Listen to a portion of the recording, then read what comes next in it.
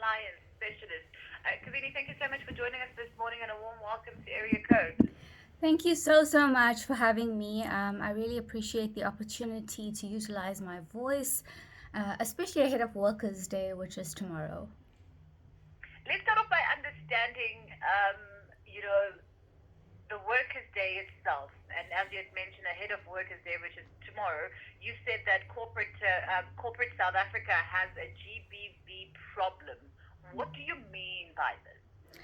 Yeah, there's actually a concept of, I think we all know what GBV and F stands for, but my real focus coming from a risk audit and compliance standpoint has really been focused on the concept of corporate GBV, which I think is not spoken about enough, number one. And number two, it doesn't get the type of awareness that often follows when there's something physical that you can prove. And that's really where I'm coming in today, is just to socialize and put out from an awareness point of view the concept of corporate GBV, and also some tips for those who may be watching in terms of how they can manage their own brand, their own reputation, if this is something you could be facing within a workplace.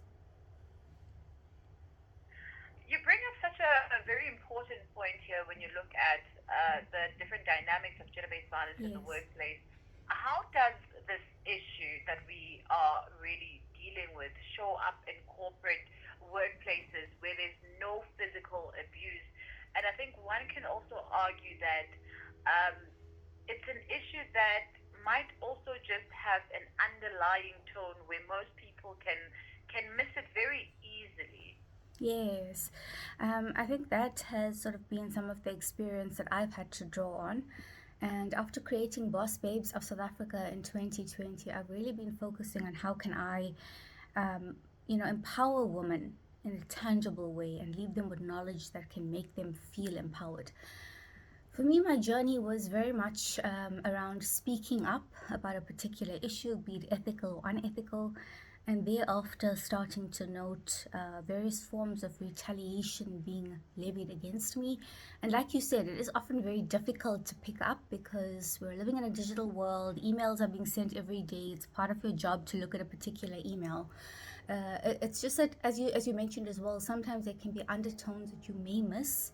Sometimes our intuition guides us, but we refuse to listen.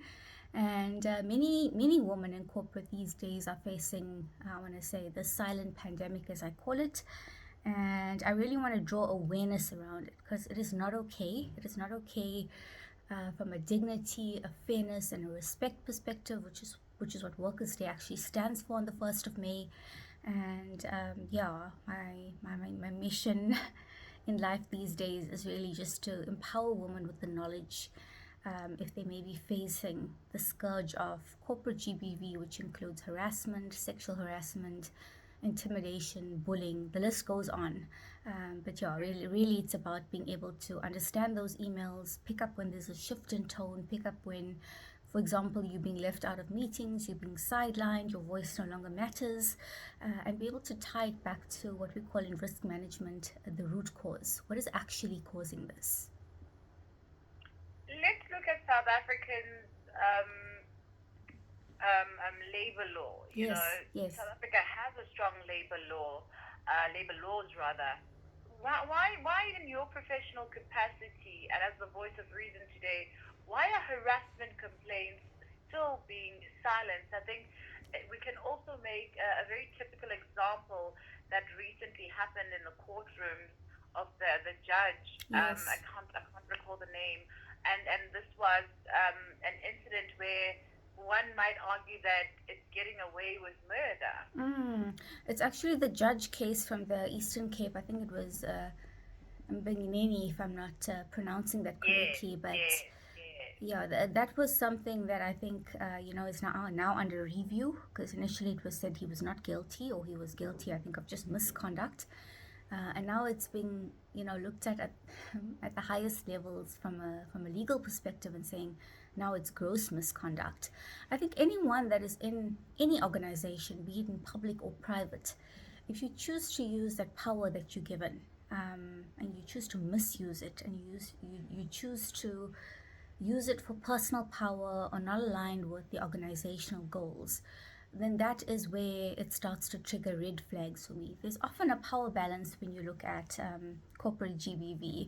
It often doesn't happen between colleagues. It's usually where, a woman is reporting into a man, and for some reason that man may have, antiquated ways of thinking, and thinking that when a woman comes in, they are, meant to be submissive, they are meant to be quiet, they are meant to just tolerate what's happening.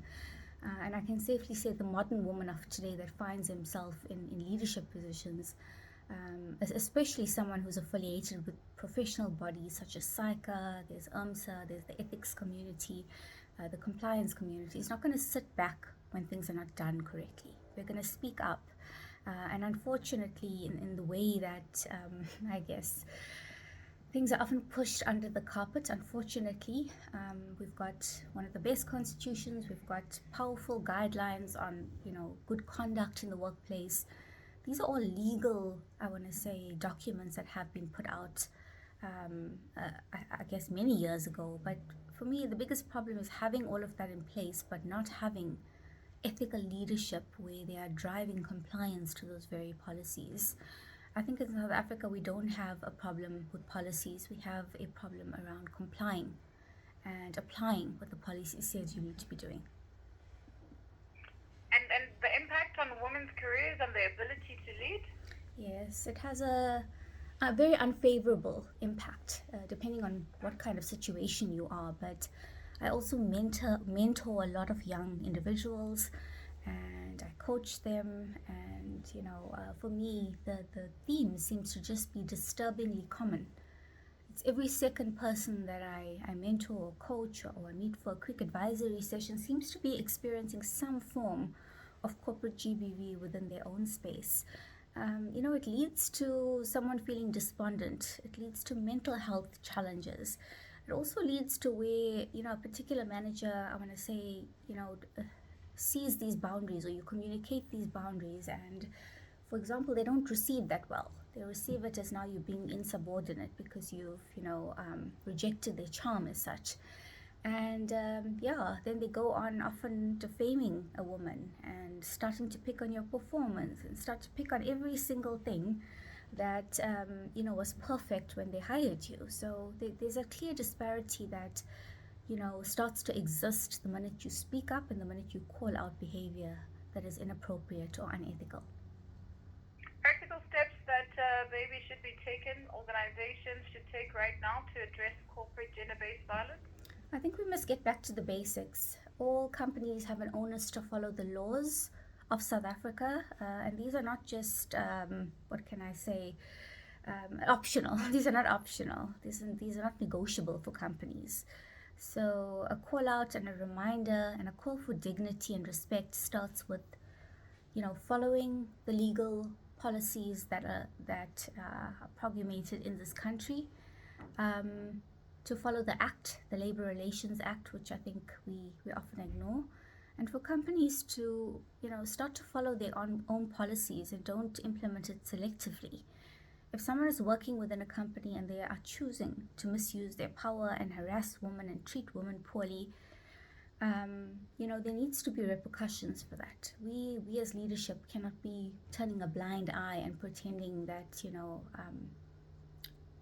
this individual may be having a bad day. That's sometimes the reason you get, or you get the reason that you're just two adults in a conflict situation, you're in a fist fight, and all those are false narratives. And I think my call is also to HR to also be more alert, more aware of what's happening, and to intervene when necessary. Don't let a problem fester for too long, and then it becomes public, and then it goes to the public protector. You don't want all of that. If you're able to identify something, if someone reports it, at least honor them by looking into the case objectively and meaningfully, and present them with an outcome report. That's the basics of starting with looking at how we can, start to fix this pandemic from the inside out. Kavini, thank you very much for your time this morning. It's been great having a chat with you, and I'm hoping that our conversation doesn't fall on deaf ears and catches on to the next people that are going to be able to assist and make sure that this conversation stays alive to see the day of victory. Thank you so much for your time. And if anyone wants more information, you can contact me on my website www.covenimudley.co.za. Thank you so much.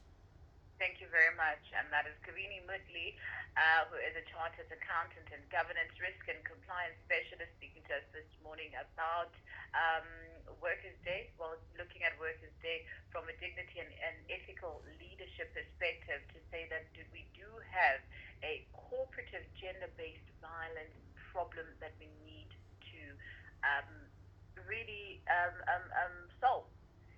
We need to solve it, and it is a very big problem. We're going to take a quick break, and when we do come back, we'll get into our final